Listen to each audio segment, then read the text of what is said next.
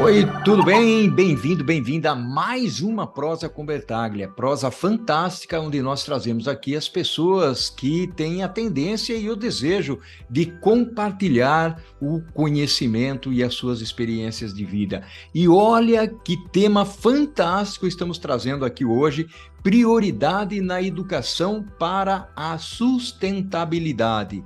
A educação transforma vidas e está no centro da missão da Prosa com Bertaglia. Organizações e países buscam priorizar a educação para erradicar a pobreza e impulsionar o desenvolvimento sustentável. Consideremos que é um direito humano para toda a vida. Alguns desafios, no entanto, se apresentam, como, por exemplo, a revolução digital acelerada, crescentes desigualdades sociais, problemas com a sustentabilidade, com perda de biodiversidade e aquecimento global, além de pandemias devastadoras. Estes são apenas alguns dos desafios mais urgentes que enfrentamos hoje em nosso mundo interconectado. Mas, enfim, como conectamos esses temas à educação? Vamos refletir sobre este assunto, pois é um tema fantástico para ser abordado aqui na Prosa com Bertaglia. E para isso, eu terei o privilégio de trazer aqui na Prosa com Bertaglia o Emerson Capaz, que está lá em São Paulo. Olha só que prosa fantástica nós estamos tendo aqui hoje. Eu tenho aqui o prazer de trazer o amigo Emerson Capaz. Seja bem-vindo à Prosa com Bertaglia, Emerson. Olá, tudo bem? Como vai, Bertaglia? Que prazer, viu? Fiquei muito feliz quando você me convidou. Uma alegria poder participar e principalmente de um tema tão relevante que é a questão do desenvolvimento sustentável, sustentabilidade, que é o tema principal, eu diria, no mundo hoje. Todos os países estão discutindo isso e o Brasil é um grande protagonista desse possível projeto de desenvolvimento nacional com prioridade na área da sustentabilidade. Eu trabalho com isso já há algum tempo, eu estava há 6 anos envolvido numa empresa que é a líder em implantação de parques solares no Brasil. A gente tem parques em 16 estados diferentes e eu só saí da empresa em janeiro desse ano porque tomei uma decisão difícil. Resolvi sair candidato a deputado federal por São Paulo para ver se na Câmara eu consigo levar essa agenda ambiental, econômica, social, uma agenda importante, uma agenda de retomada do crescimento sustentado. E agradeço a você a oportunidade de discutir esse tema, porque educação, em especial educação ambiental, são temas que a nossa nova geração, a geração que vem aí, conhece muito bem, mas nós ainda não lidamos bem com isso. Então, eu tenho já uma vida empresarial muito grande, desde o segmento do setor de brinquedos, da onde eu vim. Já fui secretário de Estado do governo Mário Covas, em 94. Depois assumi uma cadeira no Congresso Nacional em 98. A posição de assumir essa cadeira foi importante, porque lá fiz vários projetos de lei, entre eles a Política Nacional de Resíduos, que você sabe que hoje é uma das coisas mais importantes, é o tratamento de resíduos sólidos no toda a economia circular. Ela funciona se você tiver um tratamento adequado dos resíduos que saem de toda a produção econômica do nosso país. E a Política Nacional de Resíduos, a logística reversa, tudo isso saiu da minha legislação, no meu gabinete, em 2001. Imagina quanto tempo já faz. E eu tomei a decisão de voltar porque eu estou muito preocupado, Bertaglia. A gente precisa ter um bom Congresso, as pessoas estão preocupadas com o presidente, mas eu acho que a eleição mais importante é do Congresso Nacional. Bacana, meu amigo, fantástico aí. Emerson, vamos aqui também agradecer a Sueli Bercelli, que nos colocou em contato, né, meu amigo? Essa É verdade, gratidão ela foi a enorme, Sueli. grande articuladora desse encontro. Ela é É isso aí. ótima, é uma grande mulher. Há 20 e poucos anos eu conheço ela. Olha só que Realmente, bacana. ela, Emerson, ela meu deu. amigo, vamos fazer já a conexão aqui, contextualização. Por que priorizar a educação na sua visão? A gente sabe que realmente a educação é alguma coisa importante, porque realiza ações, porque dá condições para as pessoas, porque reduz a distância, né, principalmente do problema social que nós encontramos. Mas eu gostaria de ouvir isso de você, Emerson. Então, Bertaglia, veja só. A educação, as pessoas falam sempre educação é importante, mas não conseguem entender como é que você prioriza a educação. Eu vou te dar um exemplo concreto. Ensino básico.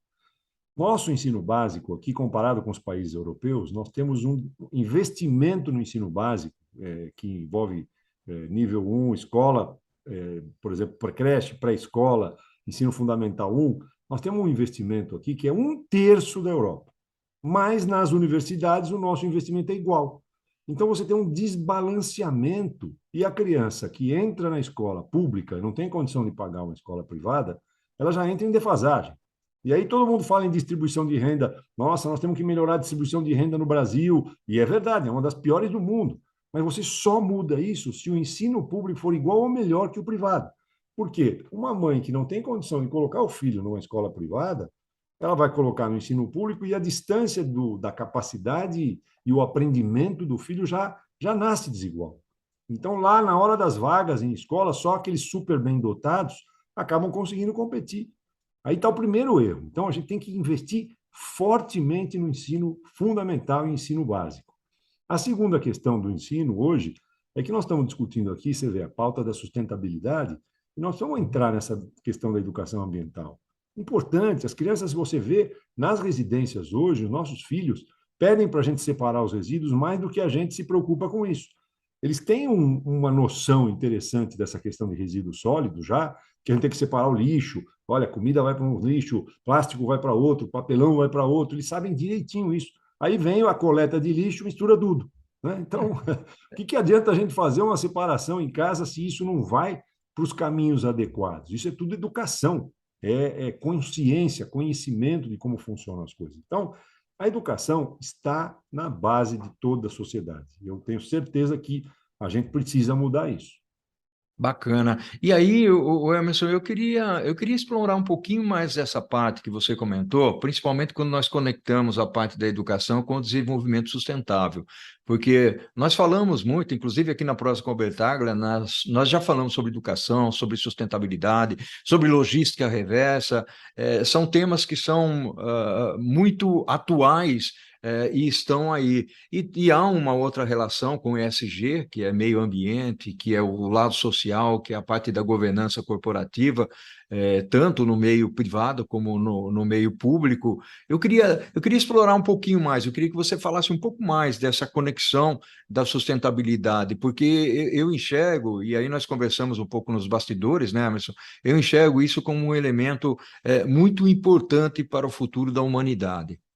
É verdade. Você veja, a questão da pauta ESG hoje, que é a governança social e ambiental, você tocou muito bem nesse assunto, eu venho desenvolvendo isso e a minha agenda de campanha é uma agenda ambiental, econômica e social, e eu fui no limite das empresas serem ESG, eu comecei a me perguntar por que nós não podemos ter o cidadão ESG.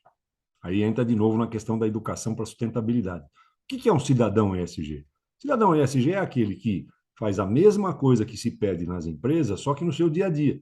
Cuida da questão dos resíduos, é uma pessoa respeitosa, em termos sociais ela respeita opiniões divergentes, entende a posição do outro, não é racista, sabe posicionamento de compreender as diversidades na sociedade, participa de reuniões em sindicato, na sua empresa, tem uma atividade política e tudo na escola dos filhos. Isso é um cidadão ESG. Né? Então, essa questão do ESG, se a gente conseguisse que as pessoas começassem a pensar como eu, como indivíduo, por exemplo, posso ser um indivíduo carbono zero. Né? Isso é uma coisa fácil, não é complicada. E aí, quando eu entrei nesse assunto, eu falei, poxa, eu podia ser um candidato a deputado carbono zero. Ué, mas como que eu podia fazer isso? Peguei uma empresa de certificação e falei para ele, olha, eu vou gastar eventualmente na minha campanha, vou rodar 10 a 12 mil quilômetros, vou andar de avião, tantos voos eu vou pegar, a minha energia no comitê é tanto, eu tenho 12 pessoas trabalhando na campanha, dá para a gente fazer isso, quanto é de CO2 e eu comprar o equivalente a crédito de carbono? O cara levou um susto. Ele olhou para mim e falou, nossa, eu nunca vi isso. Eu falei, pois é, eu sei, vai ser a primeira campanha carbono zero do Brasil. Mas dá para fazer? Ele falou, dá. Fez a certificação, dava 8 toneladas de carbono, eu comprei 8 toneladas de carbono, a minha campanha é carbono zero. A primeira e única no Brasil carbono zero. Aí todo mundo começou a me perguntar, saiu uma matéria na Folha, pô, mas como é que é isso? Né? Eu falei, olha, todos deveriam fazer isso. E é exatamente essa questão da exemplaridade. Eu quero ensinar as pessoas que dá para todo mundo ser carbono zero. Dá para ter todos os políticos com campanha carbono zero. Seriam 8 milhões de toneladas de crédito de carbono que a gente tiraria né, do ar e melhoraria o ar, além de fazer campanha.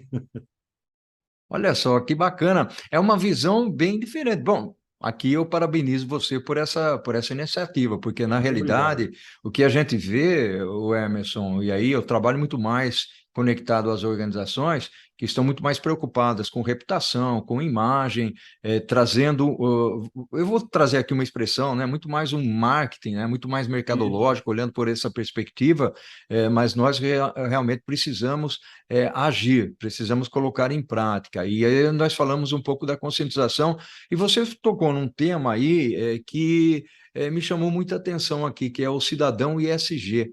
É o cidadão que está preocupado com o meio ambiente, é o cidadão que está preocupado com o lado social, que é participativo, que atua.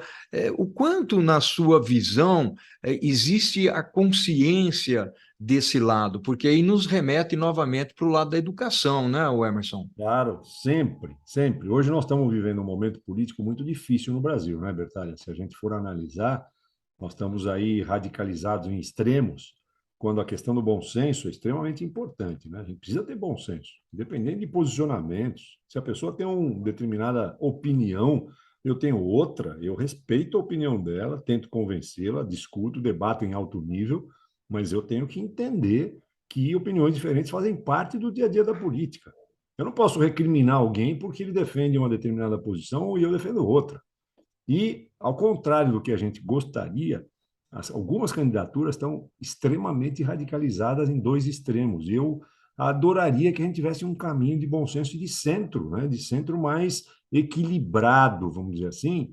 E é como você falou, isso é uma questão de educação. Né? Tem gente que só por conta de você defender determinada candidatura já fala, pô, você é um idiota, você é uma, sabe? Começam a agredir. Você viu que nós tivemos um episódio de tiro por conta de um candidato, eventualmente, no aniversário dele, comemorou uma candidatura, o outro veio, não gostava do que ele estava comemorando na festa de aniversário dele, deu um tiro nele. Você imagina se isso se espalha para a sociedade. Então, eu acho que essa questão do cidadão ESG, quanto mais a gente impregnar, melhor, porque a empresa ela pode tentar dar uma garibada, o que a gente chama de greenwashing, né? Uhum. É aquela pauta verde disfarçada, mas o cidadão que trabalha naquela empresa, não. Ele vai cobrar. Tanto é que a pauta ESG exige que você, do conselho para o top-down dentro da empresa, você contamine todos os trabalhadores, que você tenha mulheres no conselho, que você tenha o lixo sendo tratado, que você tenha respeito a todas as opiniões dentro da empresa. Se você tiver um cidadão ESG, é muito melhor, muito mais fácil fazer isso. Aliás, quando você fala do cidadão ISG, uma das coisas que eu começo a pensar aqui, o Emerson, é o seguinte: nós muitas vezes cobramos as empresas, cobramos o CNPJ. Só que antes de qualquer CNPJ, nós temos o CPF. E eu sou uma, Exatamente. eu sou uma pessoa, eu gosto Exato. muito de levantar muito cedo e eu vou fazer as minhas caminhadas, né? Isso. E eu observo o que acontece, né, nessa caminhada. Então, você vê saco plástico, você vê papelão, você vê madeira jogado, né, tanto na mata, na floresta, como à beira da rodovia. Essa é uma reconstrução, né, Emerson? Exatamente. É uma reconstrução, uma recomposição nossa em relação à nossa posição dentro do mundo, né? Eu começo a me cobrar indiretamente sobre isso, e eu reparo, por exemplo, às vezes você está num prédio, você está no segundo andar, você vai para o térreo, você pega o elevador. Para que você pega o elevador para descer 2 andares? Hum. Se você não descer 2 andares de elevador, você economizou uma quantidade de energia que provavelmente seria produzida numa termoelétrica lá no fundão do Cafundé e vai vir para cá, se você descer 2 andares de escada. Ou você mora num lugar, a academia é 3, 4 quilômetros, você pega o carro para ir lá andar na esteira. Né? Então, é uma coisa num nonsense. Se você para avaliar o seu dia a dia, a gente tem que começar a reavaliar o nosso dia a dia. É verdade, eu concordo contigo. Emerson, prosa fantástica nós estamos tendo aqui. Nós estamos agora finalizando a primeira parte dessa nossa conversa e eu queria aqui explorar uma segunda parte onde nós vamos continuar falando de meio ambiente, de educação, do lado social, né? Vamos aprofundar um pouquinho mais. Mas vamos fazer um cortezinho aqui. Pode ser, Emerson? Vamos lá?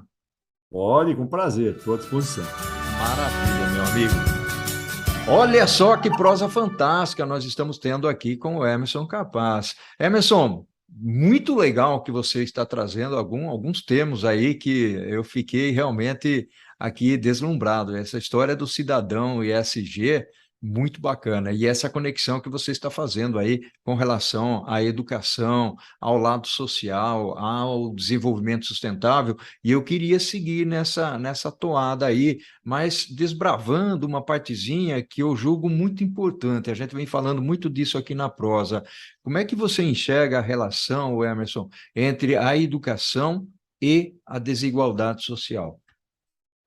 Ela é fundamental. Eu acho que, inclusive, a grande preocupação que nós deveríamos ter com a educação é exatamente isso. Você não muda a nossa desigualdade social, a diferença entre ricos e pobres no Brasil, se você não mexer, mas muito forte em educação. Veja o que está acontecendo agora, que a pandemia, vamos dizer assim, colocou como se fosse um nervo exposto, né?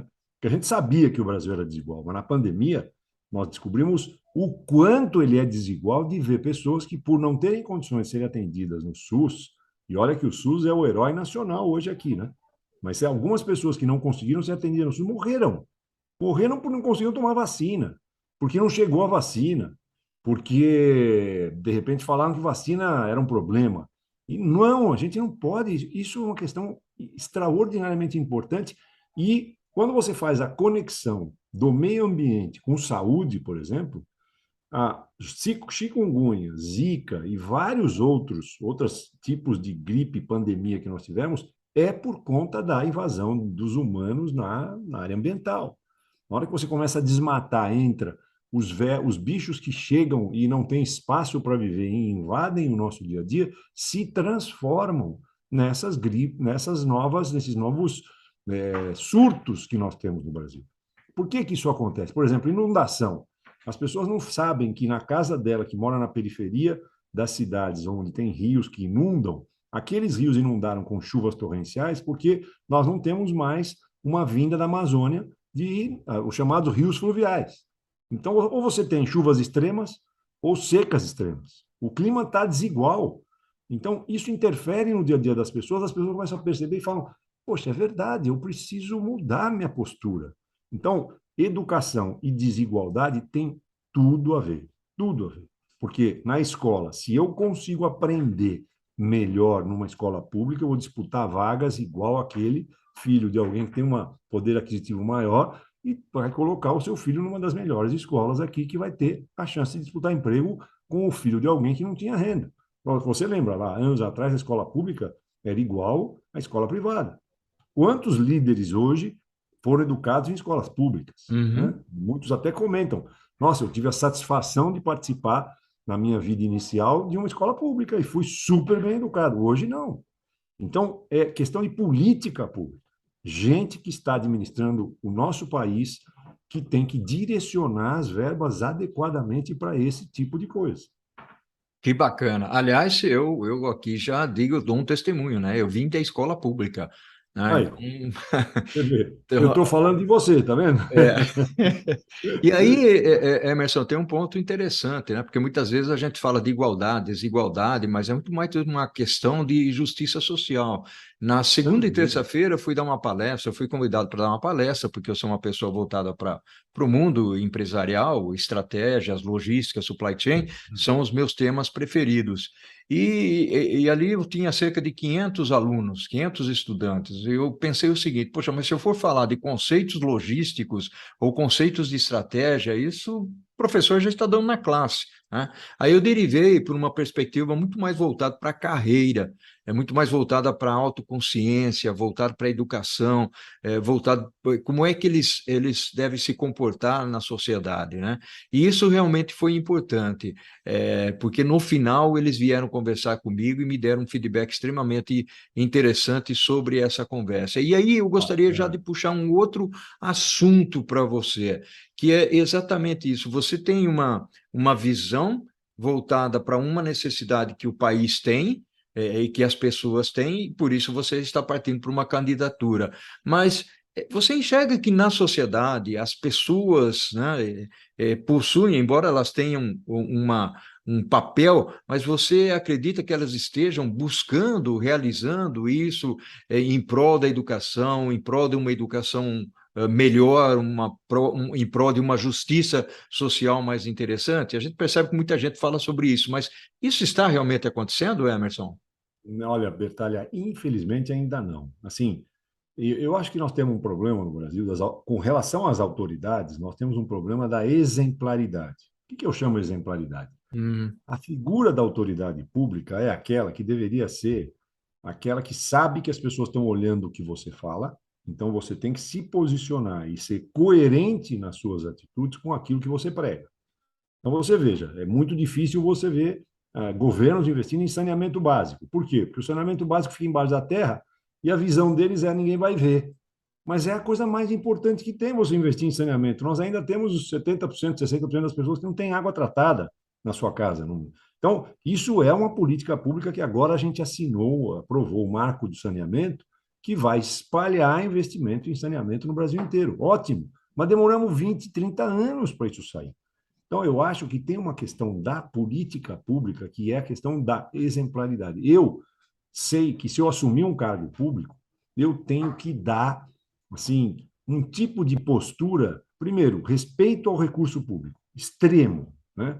É a função, vou dizer, da representação social. Eu estou lá porque alguém me colocou lá para respeitar o recurso que eu arrecado e sou funcionário público. Eu passo a ser um funcionário daqueles que pagam imposto. Então, você vê uma autoridade hoje, em vez dela dar satisfação para as pessoas, ela se porta como se todo mundo fosse empregado dela. E é o contrário. Ela é nosso funcionário. Não é um deputado, um governador, um presidente da República é funcionário nosso. Nossos recursos, por exemplo, agora nós vimos essa questão no Congresso de emenda secreta do orçamento. Tem absurdo maior do que isso, Bertalha? Um orçamento público, que é dinheiro de recurso da sociedade, ser repassado para os municípios secretamente em projetos que você não sabe como foi o dinheiro, você não sabe controlar, foi para a educação, mas para onde? Teve um recurso que foi para uma escola em Alagoas, de um município, que a escola não tinha água, mas ele estava mandando computador para a escola. E ela não tinha água. Então, se a emenda é secreta, eu não sei, eu não posso controlar. A Controladoria Geral da União não sabe punir, porque a emenda não sei quem que pegou o recurso. Então, tem muita coisa errada para corrigir. Eu acho que, assim, a questão da educação na sociedade depende das autoridades e da pressão nossa, aí somos nós, cidadãos, temos que cobrar daqueles que estão postulando os cargos públicos a sua postura em relação ao seu discurso sobre educação. Extremamente importante que você falou, e isso me leva a um raciocínio aqui.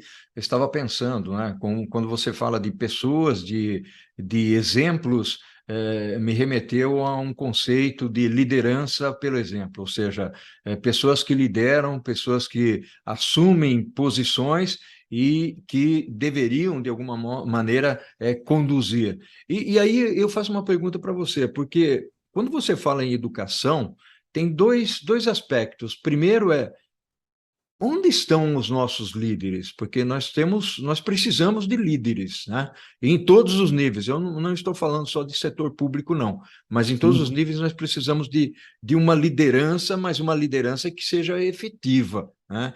E como transformar a educação, porque isso começa de berço, começa, como você falou, ali no jardim da infância, né? Ou seja, inserir disciplinas que não seja só voltada para geografia, matemática e história, mas ter uma visão de valor, de comportamento. Como que você enxerga? Vou dividir aqui em duas questões. A primeira é o rumo à liderança, né? Uhum. Ter líderes, e a segunda é a educação face a essa realidade que nós estamos buscando e que você está mencionando, Emerson. Olha, Bertalha, as duas coisas estão conectadas. Eu acho que a gente pode pensar no seguinte, né? Formação de lideranças depende muito da valores, né? É o que você Uhum. falou. É uma escala Perfeito. de valores que se constrói em parte na família, né? E em parte na escola, no ensino, na convivência das crianças com amigos, com escola. E eu tenho duas questões a colocar aí para você para entender. Nós temos um problema hoje na educação, que eu acho, que o currículo escolar, em geral, ele não está acompanhando a evolução da sociedade em termos tecnológicos, Uhum. né? Se você olhar hoje, os nossos filhos de 12, 13, 14 anos, 8, 9, já estão em celular o dia inteiro.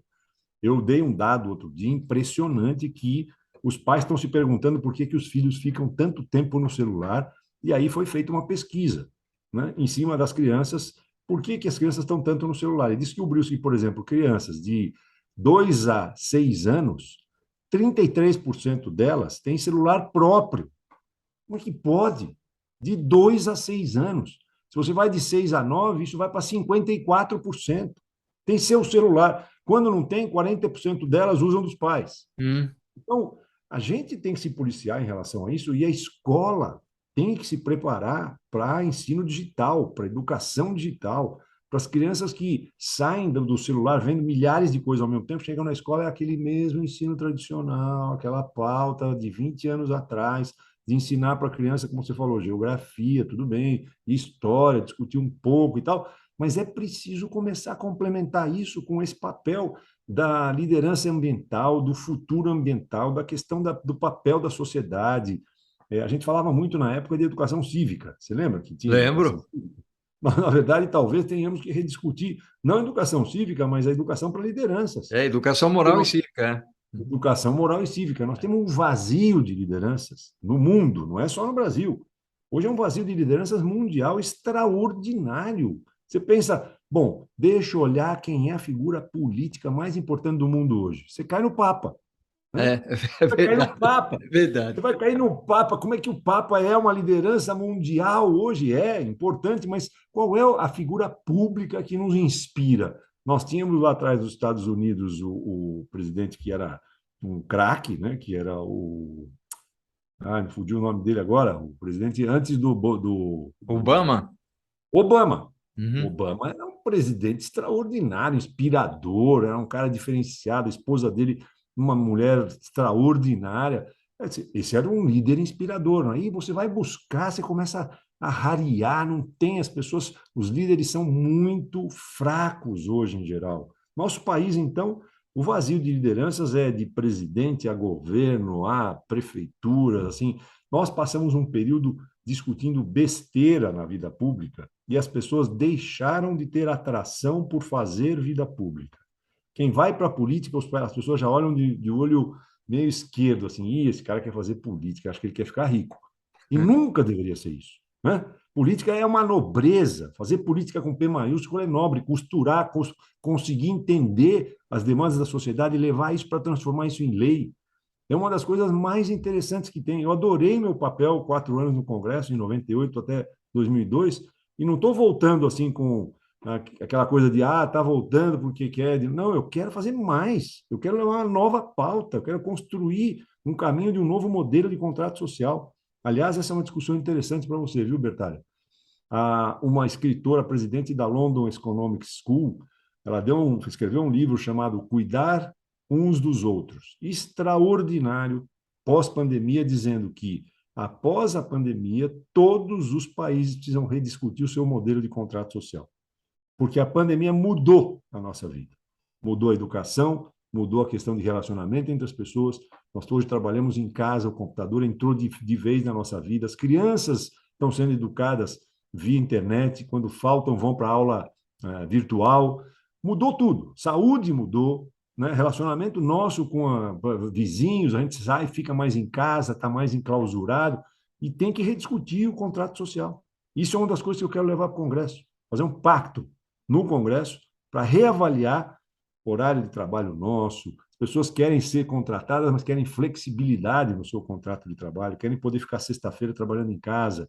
Isso não está ainda estabelecido. Existe flexibilidade, mas a gente precisa ampliar isso. O que você faz com a aposentadoria, por exemplo, das pessoas que têm trabalhos flexíveis, trabalham em 1, 2, 3 empregos? Uma mudança completa que tem que ser levada para discutir, e o palco disso é o Congresso Nacional. Que bacana. Meu caro Emerson, nós estamos chegando ao final de uma prosa fantástica aqui. Já Nossa, passou muito rápido, meu amigo. muito. Eu gostaria, o Emerson, que você deixasse uma mensagem final aqui para as pessoas que acompanham a prosa com Bertaglia, mas antes disso, eu vi aquela sua caneca nos vídeos que você dissemina por aí. Cadê sua caneca, Emerson? Olha aí, Aqui, ó, ó. um brinde, né? Um brinde, viu? Um gostoso gole d'água que eu estou tomando aqui, ó. Maravilha, maravilha, meu amigo. Eu quero ouvir Muito você então obrigado. agora. Olha, muito obrigado pela parceria, pela possibilidade de conversar com vocês, com todos os ouvintes. Me coloco à disposição. Tenho uma intenção de voltar ao Congresso Nacional como candidato a deputado federal. Meu número é 5505, se você me permitir, porque tem muita gente que vai decidir lá na última hora. Tomem essa decisão antecipadamente, com calma, pensem na eleição no Congresso. O Congresso é mais importante que a presidência da República.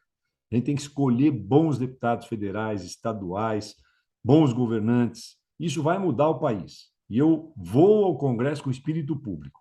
Essa é uma das coisas que eu sempre prezei. Eu te falei aqui a questão da exemplaridade, né? Eu acho que a gente vai para um cargo público para dar exemplo, não para se beneficiar. Muito obrigado, Bertalha, pela oportunidade, um prazer grande. Espero que todos tenham gostado. Que maravilha, meu amigo. Emerson, ao infinito e além, meu amigo. Eu costumo repetir Isso. essa frase aqui, gosto muito, aprendi com a minha netinha, né, a Mel. E, meu amigo, o que nós fazemos em vida ecoa na eternidade. Um forte abraço para você. Muito obrigado. Um abração.